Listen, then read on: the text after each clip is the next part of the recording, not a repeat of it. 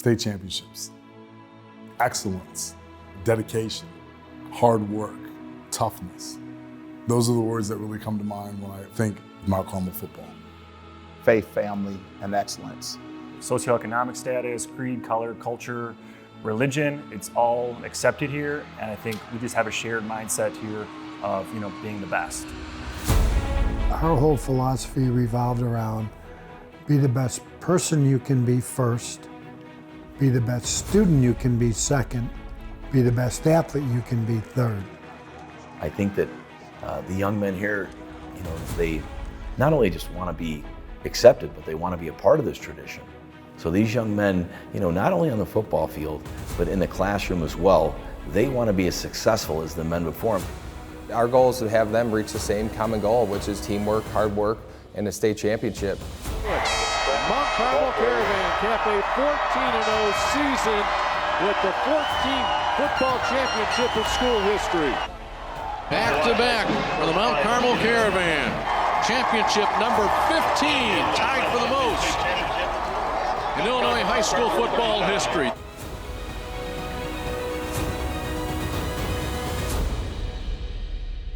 We're with the head coach of Mount Carmel, Bill Bars, and Bill, things going pretty well. Well, so far, so good, but it's only 6-0. We have to play 24 more minutes of football. When I first came here, I interviewed the players and found out what the culture was like. At any sporting event you go to, you meet the Mount Carmel alumni, and that's what builds the culture. We were not going to ever be in a star-making business, but more importantly, the brotherhood was we over me.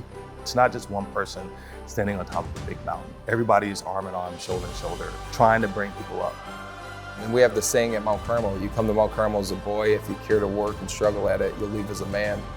Expectations are high for Mount Carmel, and they have met them this year, your 2019 7A champions, 13th time. We were very good in 77, my first year.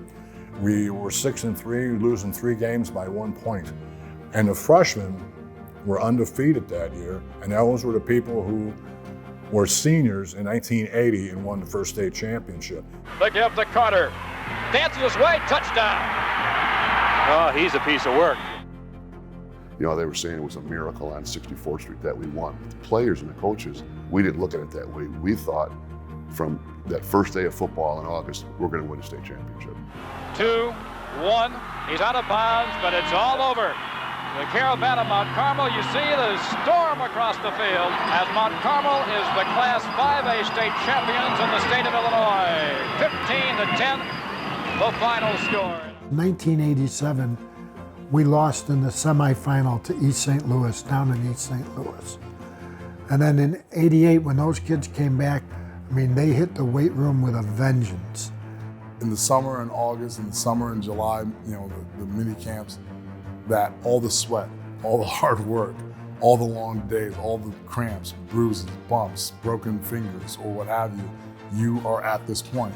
And there's a lot of pride in that. On our road to the state championship, we beat 11-0, 12-0, 13-0 teams to go 14-0 ourselves.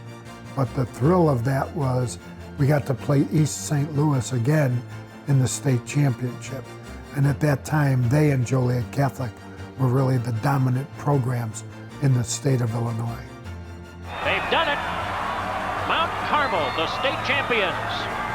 The state champions of 88 and 89, we kind of opened the door for that tradition. The decade of dominance in the 90s and 2000s was really started in the late 80s. So make sure you guys get that on camera. Now look out, they're going after Frank. Tell you, he may be getting up in years, but I tell you, those legs haven't quit. We wanted to consistently get better every season, and therefore we were not going to be satisfied just to win one state championship. At the 5, touchdown! And it's a championship from Mount Carmel. It is 4 in a row. Those wins are etched into you. The etched into the history of Mount Carmel. In 1998, state championship was huge for us. I mean, that was my senior year. That was the overall goal, to at least lead with one state championship. In the spirit of being the best no matter what, we did what we needed to do every single day in order to get there, which is why I played in 2 state championships. We worked very hard, we pushed each other. And that's why Mount Carmel is always in the conversation for state championships. Frank Linty, in his 30 years, he has come here 16 times, 10 titles, 6 second place. He's going to get his 11th championship here in just a little bit. You know, I wanted to be the best, I wanted to be pushed, and I wanted to be coached hard. I mean, that's something that I saw that was at Mount Carmel, that was in their culture of discipline and hard work and kind of doing it the hard way. Lynch will keep, stays on his feet, and still going, still in, delivers a blow, touchdown, Mount Carmel. We're not just one of these programs that had success for 5 to 10 years. This has gone on since, you know, the 70s or the 80s. We've been playing football for over 100 years here, and I think that our community is extremely prideful in the success that we've had and how hard that the young men have worked to gain that success. I think everyone that has strapped on a Mount Carmel helmet, everyone that's been to a Mount Carmel football game, probably already knew that we're the top team in the last 50 years. And there are so many facets to Mount Carmel being successful that goes into just 4 quarters of football and win games.